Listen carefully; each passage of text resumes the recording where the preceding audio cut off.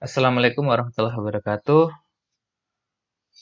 Kita bertemu lagi untuk perkuliahan online di kesempatan kali ini untuk mata kuliah Palliative Care, Death and Dying dengan materi tentang symptom management.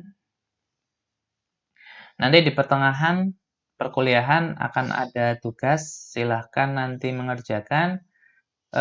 Untuk pengerjaannya nanti kalian jelaskan secara singkat di forum. Kemudian untuk jawaban panjang atau jawaban lengkapnya nanti silakan upload di kantung tugas. Kemudian untuk pertanyaan atau ada diskusi, nanti saya buatkan kamar sendiri untuk pertanyaan dan diskusi juga di kolom forum. Kita mulai untuk symptom management.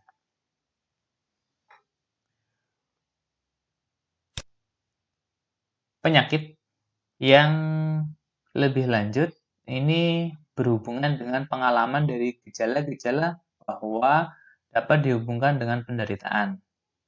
Dan sebagian besar penelitian dalam area ini, terutama di palliative care, ini berhubungan pada pasien dengan kanker. Jadi dulu awalnya palliative care ini khusus untuk pasien kanker. Karena biasanya pasien kanker ini kan penyakit yang menimbulkan rasa sakit, ya, rasa nyeri, menimbulkan penderitaan, tetapi memang tidak ada obatnya dan menunggu kematian. Bagaimana perawatan pasien yang penyakit-penyakit seperti kanker ini, pasien bisa lebih bahagia atau mengurangi penderitaan pasien sampai pasien menemui ajal. Nah, beberapa penelitian juga dilakukan pada populasi yang lain. Ini awalnya tadi terkait dengan pasien kanker. Akan tetapi, beberapa penelitian ini dilakukan pada populasi yang lain, termasuk di dalamnya pasien dengan gagal jantung berat, kemudian penyakit respirasi lanjut, dan penyakit yang berhubungan dengan HIV/AIDS. Nah, bagaimana tinjauan gejala? Jadi tinjauan gejala ini sangat bervariasi, ya, bergantung atas yang pertama dari stadium penyakitnya. Contoh penyakit kanker, ya, antara stadium 1 atau misalkan stadium 2 dengan stadium 4 otomatis gejalanya sangat berbeda. Ya, gejalanya berbeda, ya, tingkat nyerinya atau tingkat gejala-gejala yang pasien alami ini berbeda. Bisa jadi di stadium 2 ya ada gejalanya hanya beberapa saja, 1 atau 2 gejala, tapi pada stadium 4 ya banyak gejala yang muncul yang tidak muncul di stadium 2. Ini contoh terkait dengan stadium penyakit. Ya, baik itu kanker atau misalkan penyakit jantung. Ya, ini juga berbeda gejalanya. Selanjutnya terkait dengan persoalan metode. Bagaimana metode untuk mengurangi gejala pasien, ya, metode pengobatan ini juga akan mempengaruhi gejala pasien. Yang terakhir adalah terkait dengan populasi yang diteliti. Jadi misalkan pasien rawat jalan atau pasien yang rawat inap. Prevalensi gejala, jadi prevalensi dari gejala ini di keadaan penyakit yang berbeda variasi. Nah, tetapi gejala distres atau sedih ini sering di penyakit baik itu yang penyakit kanker maupun yang bukan penyakit kanker. Nah, ini menyokong argumen untuk pelayanan perawatan paliatif untuk ditawarkan ke seluruh pasien tanpa memperhatikan dari diagnosisnya ya atas dasar kebutuhan. Jadi pelayanan paliatif ini ya tidak hanya pada diagnosisnya kanker kemudian perawatan paliatif dilakukan, tetapi perawatan paliatif ini tidak melihat ke diagnosis, tetapi bagaimana diagnosis penyakit-penyakit terminal ini ya ini terlihat ya bagaimana kebutuhan dasar manusia yang dialami oleh pasien yang mengalami gangguan.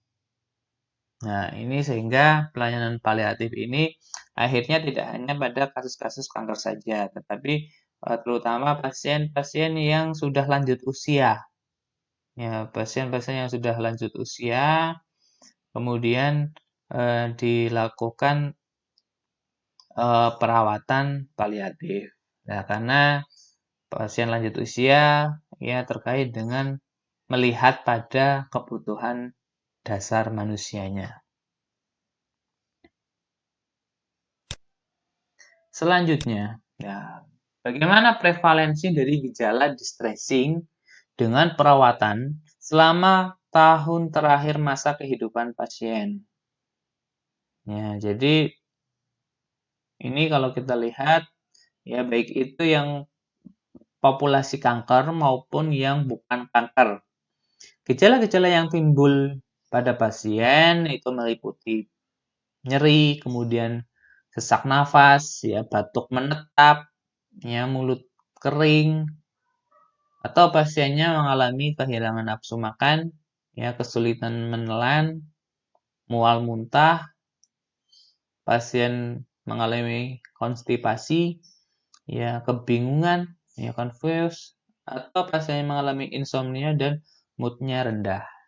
Nah, kalau kita lihat ternyata contoh untuk nyeri, ini karena hampir semua pasien palliative care ini mengalami nyeri.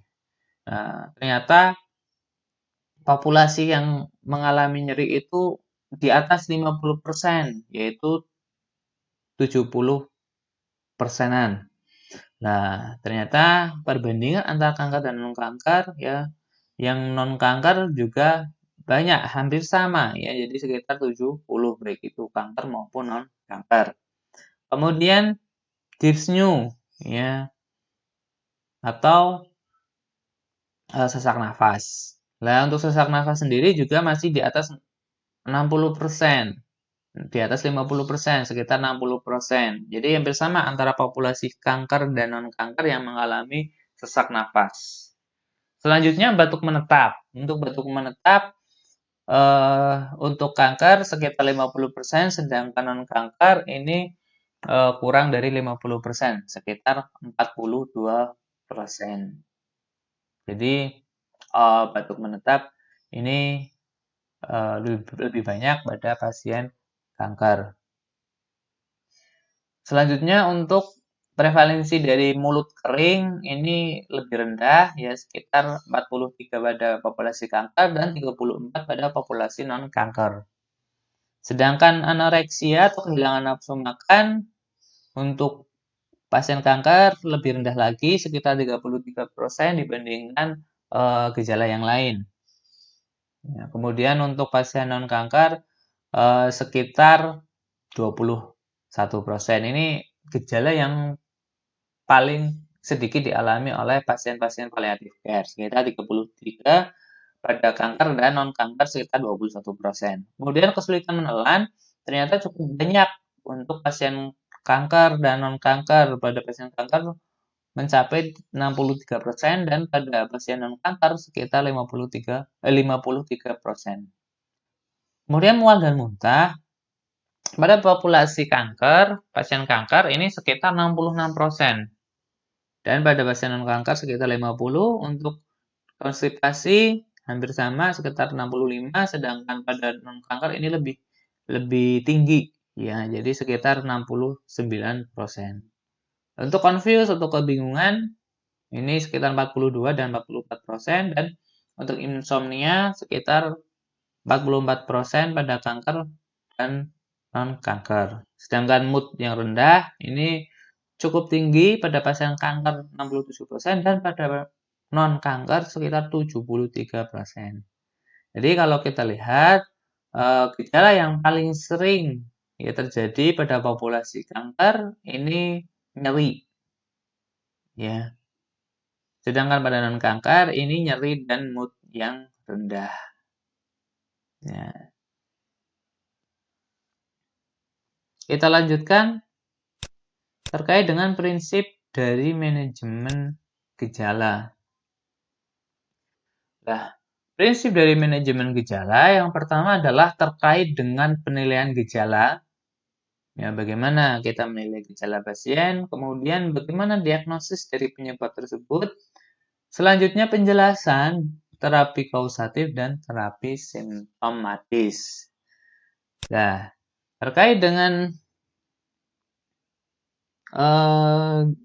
gejala, ya terkait dengan penilaian gejala, ya, psikologi individual dan faktor sosial berdampak atas pengalaman dan ekspresi dari gejala-gejala. Jadi ini yang terkait dengan penilaian gejala. Jadi faktor individual dan faktor sosial ini mempunyai dampak ya atas pengalaman dan ekspresi dari gejala-gejala. Nah, kemudian pengetahuan ya bahwa hidup dapat menjadi singkat ya dengan gejala-gejala tersebut secara potensial merepresentasikan penyakit yang memburuk. Nah, ini meningkatkan distres yang berhubungan dengan gejala tersebut. Kemudian terkait dengan penjelasan, ya penjelasan dan mengembalikan kepercayaan diri di mana yang tepat atau sesuai dapat juga menjadi sangat membantu pada pasien. Nah, pasien dan keluarga ini dapat mereka merasakan ya, dapat merasakan ya dihargai ketika dilibatkan dalam pengambilan keputusan mengenai terapi simptomatis. Jadi, ketika kita melaksanakan terapi atau memberikan intervensi yang berhubungan dengan gejala pasien, maka kita libatkan pasien dan keluarga sehingga mereka merasa dihargai ketika dilibatkan dalam pengambilan keputusan. Dan pasien dan keluarga ini dapat merasakan bahwa mereka telah kehilangan kontrol dari sebagian besar ya dengan apa yang terjadi pada mereka. Nah, prinsip yang lain terkait dengan manajemen gejala. Jadi manajemen paliatif ya atau manajemen simptomatis ini memasukkan suatu jangkauan yang sangat luas dari intervensi. Jadi tidak hanya intervensi secara farmakologi saja, ya, tetapi sangat luas intervensinya. Ya baik itu intervensi farmakologis, intervensi secara fisik ya, atau intervensi secara psikologis ya atau tentang spiritual juga ya. Jadi sangat komprehensif intervensi yang diberikan kepada pasien-pasien palliative care ya, baik itu tadi secara ilmiah ya secara fisik atau secara psikologis ya atau secara spiritual ya. Dan ini membutuhkan intervensi yang secara holistic care. Ya. Nah, ini seperti dari mulai melatih teknik pernafasan, ya, kemudian hingga manajemen modifikasi penyakit, misalnya dengan pembedahan, ya, atau dengan pendekatan spiritual, ya, dan mungkin juga dengan pendekatan-pendekatan psikologis yang lain. Nah, tujuan umum dari terapi tersebut adalah bukan untuk mengobati pasiennya, tidak untuk mengobati pasien, tetapi sebaliknya untuk membuat mereka merasa lebih baik walaupun hanya untuk sementara. Ya, karena memang penyakit-penyakit terminal ini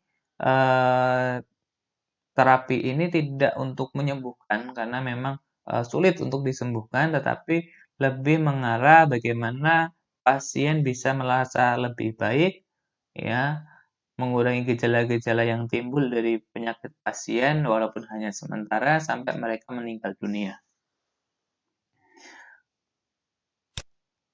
Nah, untuk penilaian gejala, jadi penilaian gejala yang akurat, ini esensial untuk mengidentifikasi penyebab dan terapi yang sesuai.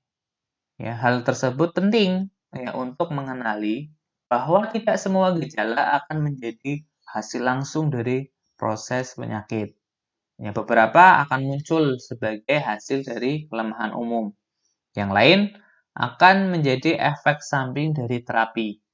Tapi, gejala dapat juga muncul secara tiba-tiba dari patologis yang tidak berhubungan. Nah, riwayat gejala terperinci dan pemeriksaan dapat memunculkan pola yang dikenali. Ini merujuk kepada penyebabnya. Nah, hal ini akan membantu terapi dan investigasi yang sesuai. Selanjutnya, terkait dengan palliative care dengan modifikasi penyakit. Nah, ini terapi modifikasi penyakit dapat sangat membantu untuk mempaliasi gejala meskipun ketika pengobatan tidak lagi mungkin dilakukan. Nah, pada keganasan stadium lanjut kemoterapi, radioterapi, terapi hormonal, dan pembedahan, seluruhnya dapat sesuai di bawah beberapa kondisi. Nah, ini penting ya ketika mempertimbangkan seperti terapi paliatif untuk menyeimbangkan keuntungan potensial dengan efek sampingnya.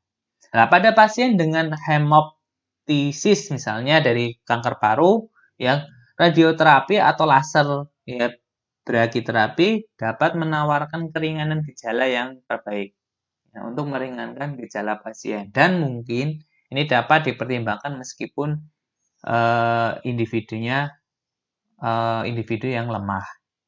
Nah, pembedahan ini juga bisa dipertimbangkan untuk dilakukan. Sebagai contoh, pada pasien dengan fraktur panggul patologis, ya, ia mungkin pasiennya mungkin tidak dapat membungkuk untuk dilakukan blok anestesi regional. Ya, fiksasi pembedahan menjadi kesempatan terbaik untuk mengendalikan nyeri pasien. Ini contohnya. Lanjut terkait dengan terapi simptomatis. Nah, terapi simptomatis ini dapat berupa yang pertama farmakologis. Ya, farmakologis itu dengan obat-obatan anti nyeri misalnya. Ya, kalau pada pasien yang gejalanya nyeri, ya, contoh diberikan obat-obat analgesik, ya, pasien diberikan golongan-golongan non steroid anti-inflamasi drugs, ya, atau sampai mungkin pasiennya diberikan obat-obat golongan anestesi, ya. Misalkan pasien diberikan obat-obat opioid, ya. Atau pasien diberikan misalkan fentanyl misalnya, ya obat-obat golongan-golongan anestesi, ya. Ini atau pasien yang mengalami gejala yang lain seperti tadi misalnya pasien mual muntah, ya. Ini diberikan obat-obat farmakologis. Ya, selain itu juga bisa digunakan terapi dengan non farmakologis seperti misalnya pasien diberikan teknik relaksasi, ya pengaturan posisi pasien ketika tidur. Ya, misalkan pasien sesak napas, posisi pengaturan posisinya yang membuat pasien nyaman seperti apa, ya. Kemudian diet pasien, ya pengaturan makanan pasien ini juga bisa diberikan. Selanjutnya ya mobilisasi pada pasien, misalkan pasien-pasien yang mengalami kelemahan, ya mengalami hemiparese misalnya. Nah, kita lakukan mobilisasi pada pasien atau berikan akupuntur dan lain sebagainya. Ini bisa dilakukan dan banyak non farmakologi yang lain yang juga sekarang itu juga pendekatan-pendekatan non farmakologi selain teknik-teknik seperti ini, seperti pendekatan psikologis, pendekatan spiritual, ini juga sekarang menjadi concern bagi perawat ya atau tenaga kesehatan. Terutama di Eropa sekarang sedang booming juga ya atau sedang menjadi tren untuk spiritual approach ya atau pendekatan spiritual. Nah, kemudian yang terakhir adalah kombinasi dari keduanya. Jadi selain diberikan obat-obatan farmakologi, ya juga diberikan obat-obat non farmakologi. Oke, saya kira itu saja untuk tugasnya. Ya, tugasnya adalah silahkan kalian cari, ya, kalian jelaskan satu saja teknik non-farmakologi selain yang saya sebutkan tadi, teknik relaksasi, pengaturan posisi, diet, mobilisasi, dan akupuntur. Silakan kalian cari satu teknik atau satu pengobatan non-farmakologi yang bisa diterapkan kepada pasien palliative care, ya, dan jelaskan rasionalisasinya. Ya, sekali lagi, tugasnya adalah silakan kalian ambil satu teknik non-farmakologi yang bisa dilakukan untuk terapi pada pasien palliative care dengan rasionalisasinya. Ya, kenapa teknik itu bisa diterapkan? Ya, itu ya. Jadi itu dengan gejala apapun. Silahkan mau misalnya pasien dengan gejala nyeri atau pasien dengan dyspnea atau pasien dengan mual muntah, ya kalian ambil satu teknik non farmakologi dan rasionalisasinya. Nanti silahkan apa namanya diterangkan di forum. Di forum nanti cukup terapinya apa saja. Misalkan terapinya adalah teknik apa. Tidak perlu dijelaskan rasionalisasinya. Ya, tidak perlu dijelaskan alasannya. Tetapi alasan ini itu dimasukkan di kantung kuis. Jadi secara lengkap tekniknya dan alasan atau rasionalisasinya ini masuk ke kantung kuis. Sedangkan di forum hanya sebutkan tekniknya. Ya, saya kira itu saja untuk perkuliahan kali ini. Semoga bermanfaat. Saya akhiri. Wassalamualaikum warahmatullahi wabarakatuh.